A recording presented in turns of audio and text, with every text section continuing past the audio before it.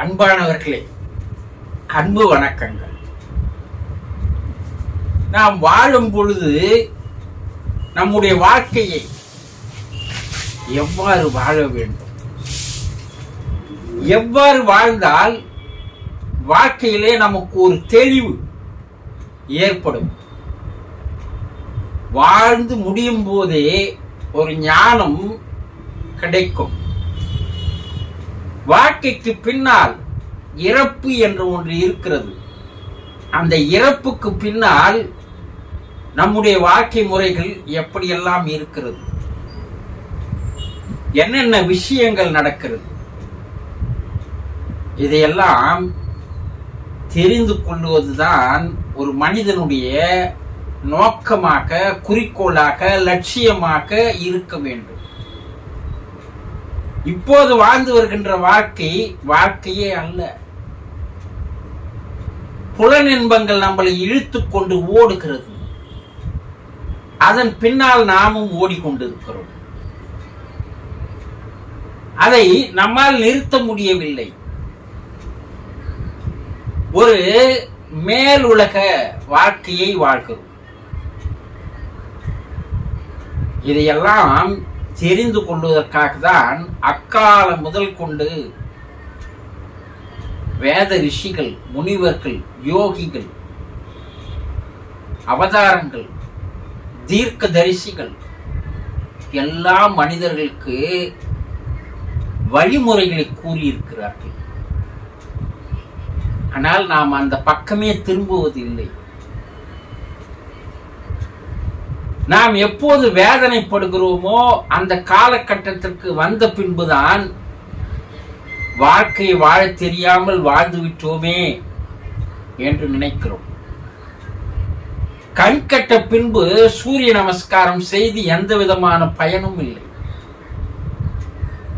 ஆகவே எப்படி வாழ்வை அமைத்துக் கொள்வது, எப்படி வாழ்ந்தால் ஞானம் கிடைக்கும்?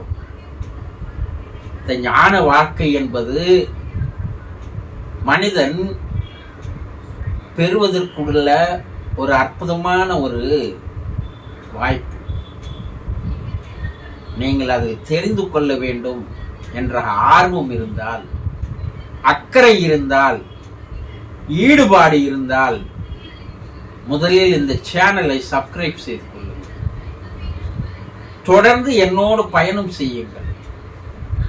ஒரு நாளைக்கு ஒரு 10 நிமிடம் ஒதுக்குங்கள். ஞான அமிர்தத்தை நீங்கள் பருகலாம். பாருங்கள். இன்று என்ன பார்க்க போகிறோம் என்றால், மிக முக்கியமான விஷயங்களை நாம் இன்று பார்க்க போகிறோம். என்ன? கருட புராணம் மனிதன் இறந்த பிற்பாடு அவன் மேல் உலகம் செல்லுகின்ற வழியில், பாதையில் அவன் எந்த வகையான வேதனைகளை, துன்பங்களை, கஷ்டங்களை அனுபவிக்கிறார்கள் என்பதை எடுத்து கூறியிருக்கிறது. பல ஆயிரம் ஆண்டுகளுக்கு முன்னால் எழுதப்பட்ட புராணங்களில் பல உயர்ந்த கருத்துக்கள் இருக்கிறது. ஒரு மனிதன் இறந்த பிற்பாடு அவனுடைய ஆன்மா மேல் உலகம், ஆவி உலகம் நோக்கி செல்கின்ற பாதையிலே முதலில் என்ன நினைத்து வேதனைப்படுகிறது என்றால், பூமியிலே வாழும் பொழுது தன்னுடைய குடும்பத்தோடு வாழ்ந்தார்கள். தாய், தகப்பன், கணவன், மனைவி, சகோதரர்கள், பெண் பிள்ளைகள், உறவினர்கள், நண்பர்கள் என்று பல பேருக்கு மத்தியில் தான் அவர்களுடைய வாழ்க்கை இருந்தது. ஆனால் இறந்த பிற்பாடு மேலுலகம் போகும் பாதையிலே அது கண்ணீர் விடுகிறது. என்னென்ன? நாம் தன்னந்தனியாக வந்து விட்டோமே, தனியாக இந்த யம தூதர்களிடம் மாட்டிக்கொண்டோமே, நாம் வாழும் பொழுது இருந்தவர்கள் யாரும் நம்மோடு வரவில்லையே, ஏன்? நாம் அவர்கள் மீது காட்டிய உண்மையான அன்பு பொய்யா? பாசத்தோடு வாழ்ந்த வாழ்க்கை பொய்யா? அப்ப ஏன் அவர்கள் யாரும் இல்லாதால் நான் மட்டும் தனியாக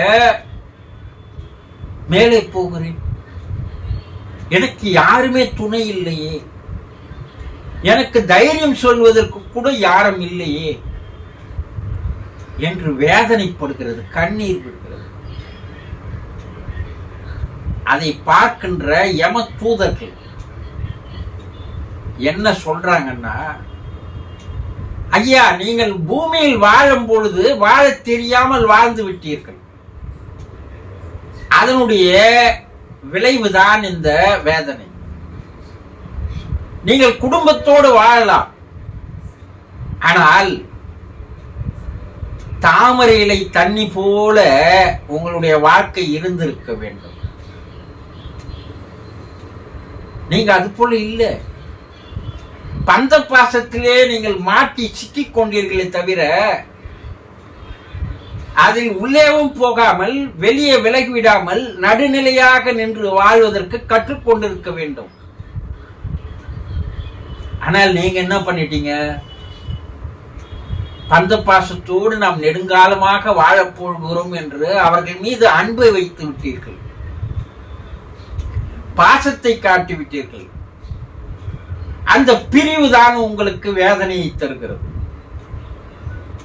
இங்கு வருபவர்கள் எல்லாம், நாங்கள் அழைத்து போவர்கள் எல்லோருமே இந்த வேதனையை படுகிறார்கள். வாழும் பொழுது ஒரு ஞானம் என்பது அவர்களுக்கு ஏற்படுவதில்லை. இவர்கள் யாரும் நிரந்தரம் அல்ல, இந்த பூமியும் நிரந்தரம் அல்ல, வாழ்க்கையும் நிரந்தரம் அல்ல.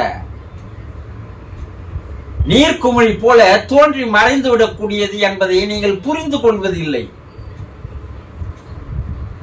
யார் ஒருவர் புரிந்து கொள்கிறானோ அவன் ஞானியாக மாறுகிறான், புரியாதவன் அஞ்ஞானியாக சாகிறான். அப்ப நீங்க இந்த வேதனையை அனுபவித்துத்தான் ஆக்க வேண்டும். இவ்வுலகிற்கு தனியா தான் வந்தீர்கள், இப்போ தனியா தான் வரணும்.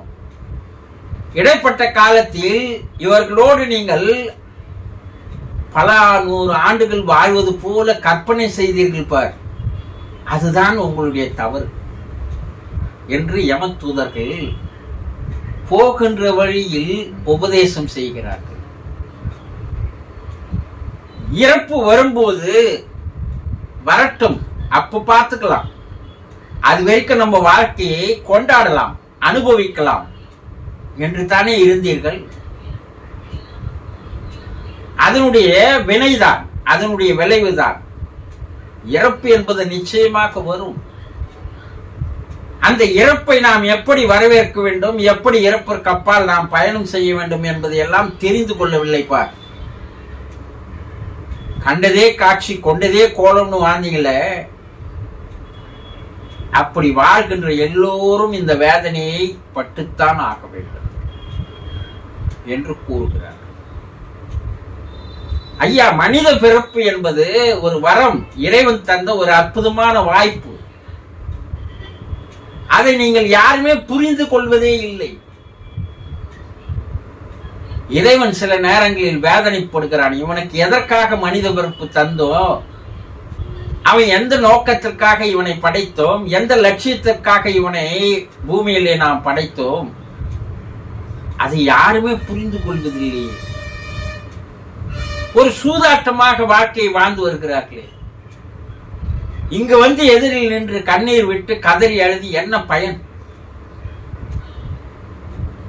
பிறப்பினுடைய ரகசியம் என்ன என்பதை தெரிந்து கொள்ளாதவன் தான் மேலுலகிலே பெரும் தண்டனைகளை அனுபவிக்கிறான், நரகத்திலே விழுகிறான். இதையெல்லாம் மனிதர்கள் தெரிந்து கொள்வதில்லை. பூமியில் வாழும் பொழுதே அடுத்த பிரயாணத்திற்கு தேவையான ஏற்பாடுகளை செய்து கொள்பவன் தான் ஞானி. அதைதான் வள்ளுவர் பெருமான் பொருளையும் இந்த உலகில் சேர்க்க வேண்டும், பொருளை சேர்க்கும் போது அடுத்த உலகிற்கு போவதற்கு அருளையும் சேர்த்துக் கொள்ள வேண்டும் என்று கூறினார். பொருள் இல்லாதற்கு இவ்வுலகம் இல்லை, அருள் இல்லாதற்கு அவ்வுலகம் இல்லை. நீங்கள் பொருளே வாழ்க்கை என்று வாழ்ந்து வந்தீர்கள், சுயநலத்தோடு வாழ்ந்தீர்கள். எவ்வளவு சேர்க்க முடியுமோ சேர்க்கலாம் சேர்க்கலாம் சேர்க்கலாம் என்று பணத்தாசை பிடித்து பித்து பிடித்து வாழ்ந்தீர்கள். கோடிக்கணக்கான பணமும் அளவுக்கு அதிகமான சொத்தும் உங்களோடு வரவே வராது. இது ஏன் தெரிந்து கொள்வதில்லை? பண போதையிலே நீங்கள் மாட்டிக்கொண்டீர்கள். இப்ப இங்க மனவேதனையிலே நீங்கள் அனுபவித்துத்தான் ஆக வேண்டும்.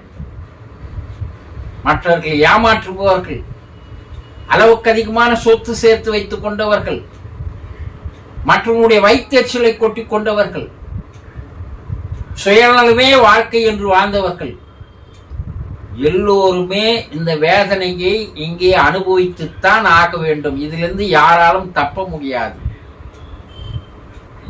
நீங்கள் வாழும் காலத்தில் தான தர்மங்கள் செய்வதே இல்லை. இந்த தான தர்மங்கள் செய்திருந்தீர்களானால் இங்கு போகின்ற வழியில் ஏற்படுகின்ற சில தடைகள் இருக்கிறது, தடங்கள் இருக்கிறது. அது உங்களுக்கு துன்பங்களை தரும், துயரங்களை தரும், வேதனைகளை தரும். ஆனால் அந்த தான தர்மம் செய்திருந்தால் அந்த இடத்தை நீங்கள் கடந்து செல்வது எளிதாக மாறிவிடும். ஆனால் செய்யவில்லையே.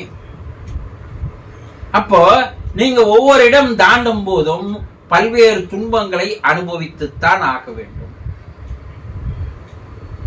நல்வினை எது தீவினை எது வாழும்போது தெரிவதில்லை. பாவம் எது புண்ணியம் எது என்று தெரிவதில்லை. தீவினையே சொத்தாக, பாவங்களையே சொத்தாக சேர்த்து கொண்டால் நரகத்தில் தான் நீங்கள் செல்ல வேண்டும். அதை நீங்கள் புரிந்து கொள்ள வேண்டும். ஆக இந்த தண்டனையிலிருந்து உங்களால் தப்பிக்கவே முடியாது. அங்கே விதையை விதைத்தீர்கள், இங்கே நீங்கள் விளைச்சலை அறுவடை செய்துத்தான் ஆக வேண்டும். முற்பகல் செய்யும் பிற்பகல் தானாக வரும் என்று யமதூதர்கள் அழைத்து போகின்ற மனிதர்களுக்கு உபதேசங்களாக செய்கிறார்கள் என்று கூறப்படுகிறது. சரி, நீங்க மேல இருக்கிறீங்க, தான தர்மங்கள் தான் நீங்க செய்யல.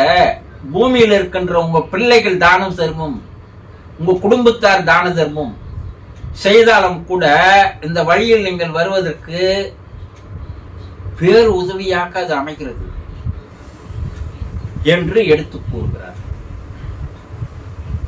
கருட புராணத்தினுடைய மொத்த புத்தகத்தையும் படித்து பார்த்தோமையானால் கருட புராணம் மட்டுமல்ல, எல்லா புராணங்களில் இருக்கின்ற மொத்த சாரம் என்ன என்றால், மனிதன் வாழும் பொழுது அந்த வாழ்க்கையை எப்படி வாழ வேண்டும், எந்த முறையில் வாழ்ந்தால் அவன் வாழும் பொழுதே துன்பம் இல்லாமல் கஷ்டம் இல்லாமல் வாழ்வான் என்பதை பற்றியும், அவன் மேலுலகிற்கு வரும்போது அங்கே அவனுக்கு எந்த விதமான இடங்கள் கிடைக்கிறது என்பதையும், இதைத்தான் உபதேசமாக எல்லா நூல்களும் புராணங்களும் கூறுகிறது. ஏதோ ஒரு வேகத்தில் ஓடுகிறோம். ஆனா கடைசி நொடியில் இத்தனை ஆயுள்காலம் சேர்த்து கொண்டது எல்லாம் பாவங்களும் தீவினைகளும் தான். அப்போ மனிதர்கள் எப்படி வாழ வேண்டும், எந்த முறையான வாழ்க்கையை நீங்கள் வாழ வேண்டும், அது உங்களுக்கு எந்த வகையிலெல்லாம் பலன் தரும், பயன் தரும், மேல் உலகிலே உங்களுக்கு எந்த விதமான இடத்தை தரும், அங்கே நீங்கள் சந்தோஷமாக இருக்கலாம், ஆனந்தமாக இருக்கலாம். அதற்கு நீங்கள் உத்தம உலகம் செல்ல வேண்டும். அதமான உலகத்துக்கு நீங்கள் போகிறீர்கள். அந்த உத்தம உலகம் என்பதை தான் நம் முன்னோர்கள் சொர்க்கம் என்றார்கள், ஒளி உலகம். இதையெல்லாம் தெரிந்து கொள்ளாமல் ஏதோ ஒரு வாழ்க்கையை வாழ்ந்துவிட்டு கடைசி நேரத்தில் கண்ணீர் விடுவதுதான் உங்களுடைய வாடிக்கையாக வேடிக்கையாக இருக்கிறது. இப்போதாவது நாங்கள் கூறுவதே பூமியில் இருக்கின்ற மக்களாவது கேட்டு தொலையுங்கள். நாங்களும் கூறிக்கொண்டுதான் இருக்கிறோம். ஆனால் எதையும் கேட்பதற்கு தான் ஆள் இல்லை. செவடன் காதில் சங்கு ஊதிய கதையாக அனைத்தையும் நீங்கள் புறக்கணித்து விட்டு இங்கே வந்து நீங்கள் கண்ணீர் விட்டு கதறி எழுதி எந்த விதமான பயனும் இல்லை என்பதுதான் கருட புராணம் கூறுகின்ற கருத்துக்கள். அப்ப எப்படி வாழணும், எது மாதிரி வாழணும், எப்படி வாழ்ந்தால் இந்த பந்த பாசத்திலிருந்து சிறிது விலகி இருக்கலாம், மரணத்தை எப்படி சந்தோஷத்தோடு வரவேற்கலாம், மேலுலக பயணம் எப்படி ஒரு உல்லாச பயணமாக மாற்றலாம் என்பதையெல்லாம் தெரிந்து கொள்வதுதான் ஒரு ஞானம் கைகூடும். நீங்கள் ஞானியாக வேண்டும் அல்லவா? தொடர்ந்து பார்த்து வாருங்கள். உங்களுக்கு பல்வேறு ஆலோசனைகள், அறிவுரைகள், கருத்துக்கள், செய்திகள் உங்களுக்கு கிடைக்கும். சிறிதாவது உங்களுடைய ஆழ்மனதில் இதை பதிவு செய்து கொள்ளுங்கள். அந்த பதிவு உங்களுடைய வாழ்க்கையை மாற்றுவதற்கு பேருதவியாக இருக்கும். புரிந்து கொண்டீர்களா? சந்தோஷம்.